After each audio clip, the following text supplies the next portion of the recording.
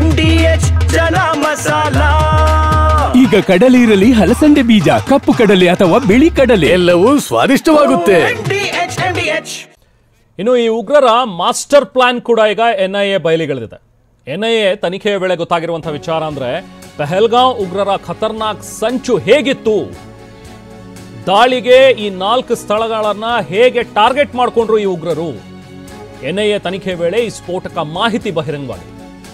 ದಾಳಿಗೂ 1 ವಾರ ಮೊದಲೇ ಈ ಉಗ್ರರು ಎಂಟ್ರಿ ಕೊಟ್ಟಿದ್ರು. ಇನ್ಫ್ಯಾಕ್ಟ್ ಏಪ್ರಿಲ್ 15ನೇ ತಾರೀಕು ಜಮ್ಮು ಕಾಶ್ಮೀರದಲ್ಲಿ ಇವರು ಠಿಕಾಣಿ ಹೂಡಿದ್ರು.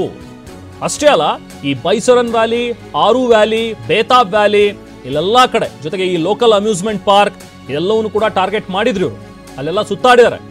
ಈ 4 ಸ್ಥಳಗಳಲ್ಲಿ ಮಾರುವೇಷದಲ್ಲಿ ಈ ಕ್ರಿಮಿಗಳು ಓಡಾಡಿದ್ರು. 4 ಪ್ರವಾಸಿ ಸ್ಥಳಗಳ ಫೋಟೋವನ್ನ ಕೂಡ ಕ್ಲಿಕ್ಕಿಸ್ಕೊಂಡು ಹೋಗಿದ್ರು. ಎಷ್ಟು ಪ್ರವಾಸಿಗರು ಬಂದು ಹೋಗ್ತಾರೆ ಅನ್ನುವಂಥ ಮಾಹಿತಿ ಕಲೆ ಹಾಕಿದ್ರು. ಪ್ರವಾಸಿ ಸ್ಥಳಗಳಲ್ಲಿ ಸೇನಾ ಭದ್ರತೆಯ ಮಾಹಿತಿ ಕೂಡ ಇತ್ತು ಇವ್ರಿಗೆ. ಇಲ್ಲಿರಲ್ಲ, ಸೆಕ್ಯೂರಿಟಿ ಯಾರೂ ಇಲ್ಲ, ಯಾರು ಬರೋದಕ್ಕೆ ಕಷ್ಟ ಆಗತ್ತೆ, ಲೇಟ್ ಆಗತ್ತೆ, ಏನಾದರೂ ಸೇನೆಗೆ ಮಾಹಿತಿ ಸಿಕ್ಕರೂ ಕೂಡ ಸೆಕ್ಯೂರಿಟಿ ಫೋರ್ಸಸ್ ಬರೋದಕ್ಕೆ ಲೇಟ್ ಆಗುತ್ತೆ, ಜೊತೆಗೆ ಇಲ್ಲಿರೋದಿಲ್ಲ ಸೆಕ್ಯೂರಿಟಿ ಫೋರ್ಸಸ್ ಅನ್ನುವಂಥದ್ರ ಬಗ್ಗೆನೂ ಕೂಡ ಇವರಿಗೆ ಅರಿವಿತ್ತು. ಸೊ 20ಕ್ಕೂ ಹೆಚ್ಚು ಸ್ಥಳೀಯರು ಬಹುಶಃ ಸಹಾಯ ಮಾಡಿದ್ದಾರೆ ಅನ್ನುವಂಥದ್ರ ಬಗ್ಗೆನೂ ಕೂಡ ಶಂಕೆ ಇದೆ. ಶಸ್ತ್ರಾಸ್ತ್ರಗಳನ್ನು ಸಾಗಿಸೋದಕ್ಕೆ ಸ್ಥಳೀಯ ಉಗ್ರರು ನೆರವು ನೀಡಿದ್ದಾರೆ ಅನ್ನುವಂಥದ್ರ ಬಗ್ಗೆನೂ ಕೂಡ NIA ಮಾಹಿತಿಯನ್ನು ಬಿಚ್ಚಿದೆ. ಬನ್ನಿ, ನಮ್ಮ ದೆಹಲಿ ಪ್ರತಿನಿಧಿ ಹರೀಶ್ ಜಾಯ್ನ್ ಆಗಿದ್ದಾರೆ, ಮಾತಾಡ್ತೋಣ. ಹರೀಶ್, ಈಗ ಮತ್ತಷ್ಟು ವಿಚಾರಗಳು NIA ತನಿಖೆಯಲ್ಲಿ ಬಯಲಾಗ್ತಾ ಇವೆ. ಬಹುಶಃ ನಾವು ಡೇ 1ಇಂದಲೂ ಕೂಡ ಈ ವಿಚಾರವಾಗಿ ಮಾತಾಡ್ತಾ ಇದ್ವು, ಟಿವಿನಲ್ಲೂ ಕೂಡ ಒಂದಷ್ಟು ಡೀಟೇಲ್ಸ್ ಅನ್ನ ಕೊಡ್ತಾ ಇದ್ವಿ. ಈ ಉಗ್ರರು ಈ ಹಿನ್ನೆಲೆಯಲ್ಲಿಗೆ ಬಂದಿರುವಂತಹ ಒಂದು ಸಂಶಯ ಇದೆ. ಯಾಕಂದ್ರೆ ಇದು ಏಕಾಏಕಿ ನುಗ್ಗಿ ಹೊಡೆದಿರುವಂಥದ್ದಲ್ಲ, ಮುಂಚೆನೆ ಬಂದು, ವಾರಕ್ಕೆ ಮುಂಚೆ ಇಲ್ಲಿ ಬಂದು ಕೂತ್ಕೊಂಡು ಪ್ಲಾನ್ ಮಾಡಿ, ಸೊ ಎಲ್ಲೆಲ್ಲಿ ಸೆಕ್ಯೂರಿಟಿ ಇರಲ್ಲ, ನಾವು ಎಲ್ಲಿ ಅಟ್ಯಾಕ್ ಮಾಡಬೇಕು ಅನ್ನುವಂಥದ್ದು, ಜೊತೆಗೆ ಇಲ್ಲಿನ ಸ್ಥಳೀಯರು ಕೂಡ ಕೆಲವರು ಇವರಿಗೆ ಸಪೋರ್ಟ್ ಮಾಡಿದ್ದಾರೆ ಅನ್ನುವಂಥದ್ರ ಬಗ್ಗೆನೂ ಕೂಡ ಮಾಹಿತಿಯನ್ನು ನಾವು ಶೇರ್ ಮಾಡಿದ್ವಿ. ಐ ಥಿಂಕ್ NIA ಕೂಡ ಒಂದು ಡೀಟೇಲ್ಸ್ ಅನ್ನ ಈಗ ಹೇಳ್ಕೊಂಡಿದೆ. ಸೊ ಯಾವ ರೀತಿಯಾಗಿತ್ತು ಪ್ಲಾನ್, ಜೊತೆಗೆ ಹೇಗೆ ಇವರು ಅಟ್ಯಾಕ್ ಮಾಡಿದ್ರು, ಹೇಗೆ ಇವರಿಗೆ ಸಪೋರ್ಟ್ ಇತ್ತು ಅನ್ನುವಂಥದ್ರ ಬಗ್ಗೆ ಹರೀಶ್.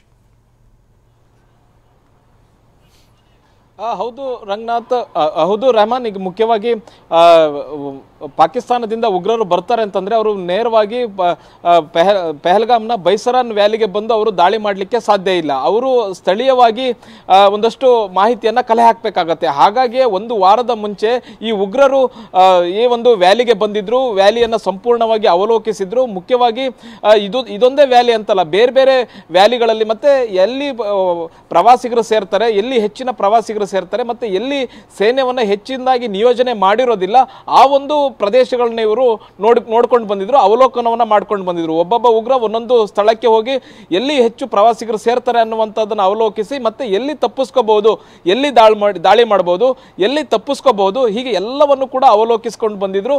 ಮುಖ್ಯವಾಗಿ ಈ ಬೈಸರನ್ ವ್ಯಾಲಿಯನ್ನ ಅವರು ಕೊನೆಗೆ ಚೂಸ್ ಮಾಡ್ಕೊಳ್ತಾರೆ. ಈ ಬೈಸರನ್ ವ್ಯಾಲಿಯಿಂದ ಯಾವ ಕಡೆ ಬಂದ್ರೆ ದಾಳಿ ಮಾಡಬಹುದು, ಮತ್ತೆ ಹೇಗೆ ತಪ್ಪಿಸ್ಕೊಂಡು ಹೋಗ್ಬೋದು, ಮತ್ತೆ ಇಲ್ಲಿ ಸೇನೆಯನ್ನ ನಿಯೋಜನೆ ಮಾಡಿಲ್ಲ, ಭದ್ರತಾ ಸಿಬ್ಬಂದಿಗಳು ಇರೋದಿಲ್ಲ ಅನ್ನುವಂಥದ್ದನ್ನೇ ಪಕ್ಕ ಪ್ಲಾನ್ ಮಾಡಿ ಈ ಒಂದು ಬೈಸರನ್ ವ್ಯಾಲಿಯನ್ನ ಒಂದು ಟಾರ್ಗೆಟ್ ಮಾಡಿ, ಮತ್ತೆ ಪ್ರವಾಸಿಗರು ಹೆಚ್ಚು ಸೇರುವಂತ ಸಮಯವನ್ನು ನೋಡಿ ದಾಳಿಯನ್ನ ಮಾಡಿರುವಂತಹದ್ದು.